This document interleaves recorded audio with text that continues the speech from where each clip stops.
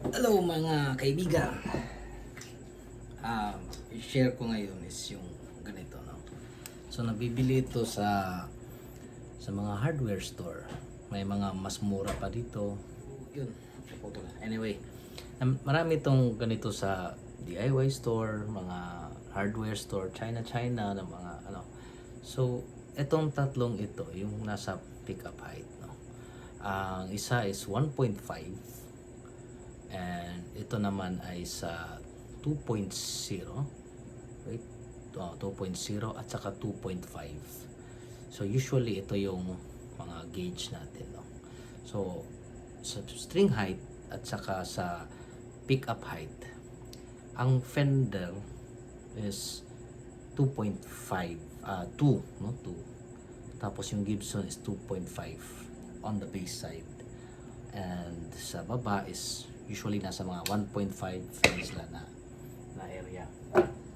So, to explain,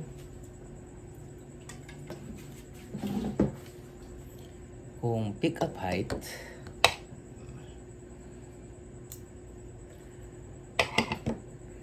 ito, igaganon nyo lang siya. So, it shows na malayo yung sa akin.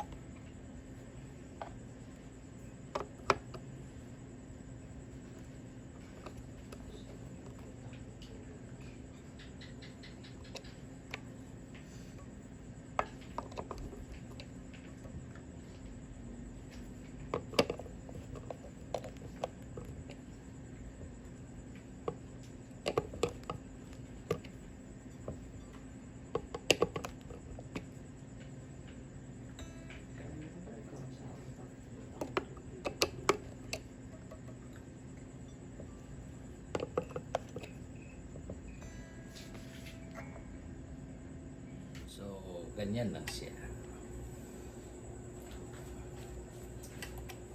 Yan. Kasi namamagnet ito. 2.0, 1.5 sa fenders.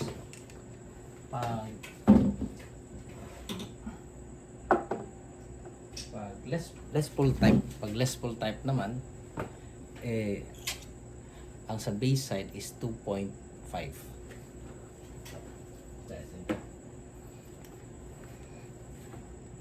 Press dyan, 2.5. Dito naman is 1.5. Or preference nyo kung masyadong 2.0, kasi para may articulation or hindi masyadong bassy. So ganun siya.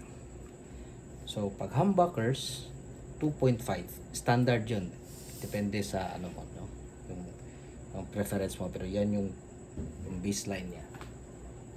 Dito ulit 1.5 or 2, depende sa ano. Mga makalimutan, press the last fret. And kung for tawag dito, add on na lang, pwede ito, this 1.5. pag ganon mo sa string height 2.0, yan, no? Makikita mo mag-move yung string.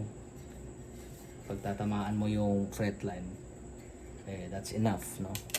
And ito naman is 1.5 dito sa likod. So may konting-konti lang, is either mag-touch or konting movement lang. So that's it.